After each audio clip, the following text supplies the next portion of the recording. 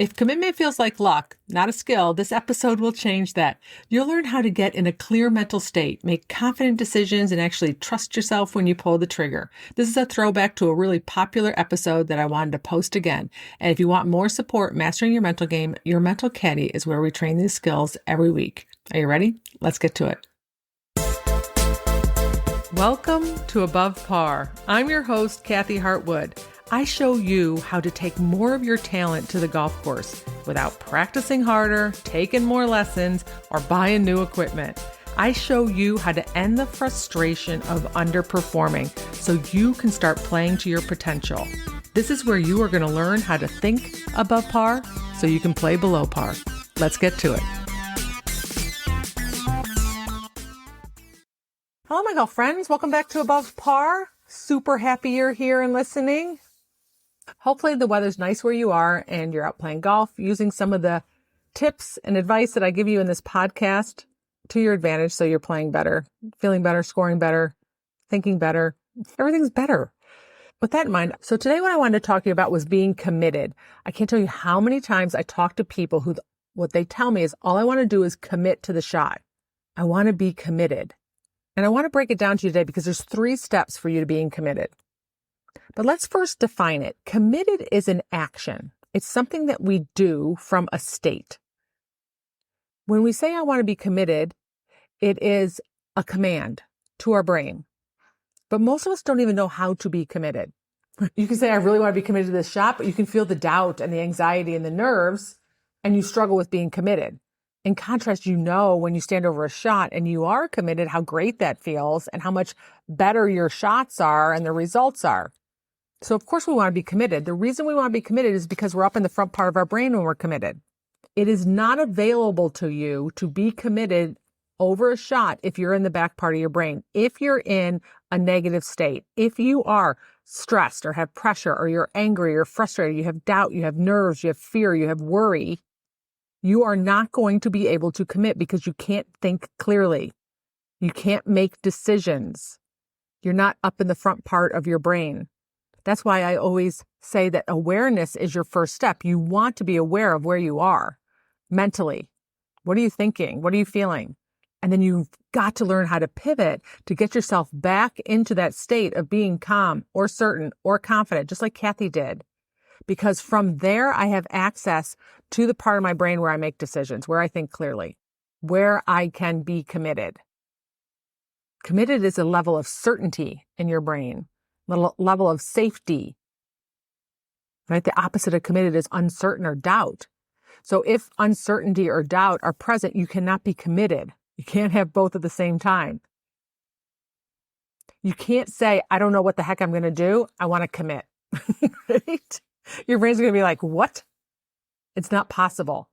So if you want to be committed, you want to be committed to a shot, you want to be committed to a break on a putt, you want to be committed to your club selection, you've got to be self-aware of the thoughts and emotions that are going on, and you've got to pivot back to being calm, certain, or confident, or any other state that allows you to think from the front part of your brain, from your prefrontal cortex. From there, then you can be committed. From there, then you can think clearly. So step number 1 is you have to mentally pivot back to a place where you can think clearly. You've got to pivot back to being one of the 3 C's. Your second step is to make a decision. So many people want to be committed, but they haven't made a decision. That decision comes in your pre-shot routine. That decision comes from you playing the role of a caddy. You collect the data. You decide what you're going to hit. You evaluate your lie, the conditions, the wind, where you want to land it. And then you make a decision. Those are the caddy steps before you hit a shot. So be a scientist about that. This is the yardage, this is the wind, this is the club that I think I can hit, and make a decision. Now that's club selection. When it comes to hitting shots, let's say you're closer to the green and you're trying to decide between hitting a sand wedge and bumping in a pitching wedge up there or putting it. You want to make that decision and be really firm about your decision based on what you think you can do at that given moment in time. What feels the best? What creates the most certainty for you? There are going to be times when I go out and play golf and I'm like, I'm going to putt from off the green today. I'm feeling like I got a little chili dip going on. I don't want to put a sandwich in my hand and chili dip, because if that's even a feeling or a thought that I have, the chances of me chili dipping are pretty good. I'll create much better results if I putt it or bump and run it or chip with a hybrid or one of the multitude of different options you have around the green to get the ball onto the green and close to the pin. So if you have multiple options, like a place around the green, base it on what feels the best, that you own that day. Doesn't mean it's forever. It just means that day. So make a decision. Step 2. Step 3 is to keep your word to yourself. And this is the part where most people get tripped up. This is part of a life skill, not a golf skill. This is a part of you and your relationship with yourself. The more that you can trust yourself, which is another word that I hear a lot of people say on the golf course, I just want to trust myself. I just want to trust my swing. Well, if you're setting the alarm for 7 o'clock and you hit snooze 7 times and you miss going to work out because you told yourself you're going to work out that morning, you don't trust yourself. You don't keep your word to yourself.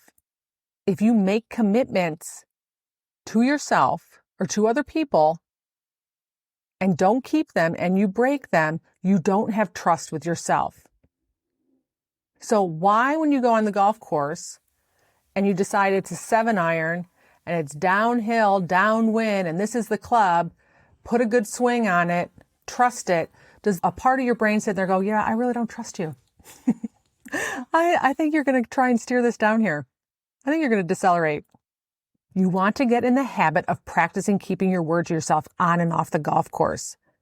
You want to make it a mission of yours. The better you are at that, the more you commit to reads on the greens, distance of putts, difficult shots, club selections, lines off the tee box, all the things.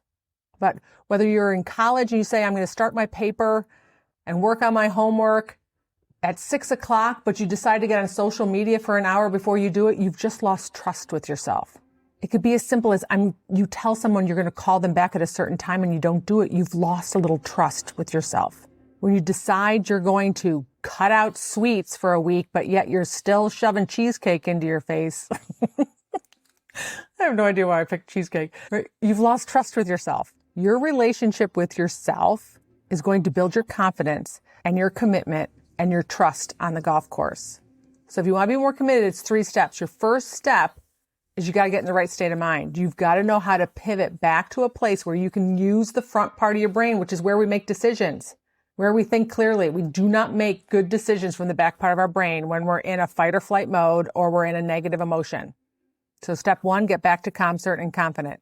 Step 2, make a decision. Pick your clubs like a caddy, like a scientist. And then number 3 is keep your word to yourself. Practice that on and off the golf course. It's going to get so much easier for you when you're in those moments in tournaments, when you hear yourself second guessing your decisions. You know, the minute you start hearing, I don't know, I'm not sure, you are going to steer that ball, decelerate, guide it. That's not committed. This is a process. It's not a command. Well, I think it's beautiful for you to tell yourself, I want to be committed. That's a goal. This is the work. These are the steps you need to take. Start them today. Start them off the golf course. Take them onto the golf course. And the more committed you stand over the ball, the more certain you are. The more certain you are, the more you're going to be able to swing freely. The more you swing freely, the more your talent you're going to take onto the golf course, and you're going to play better, and you're going to feel better.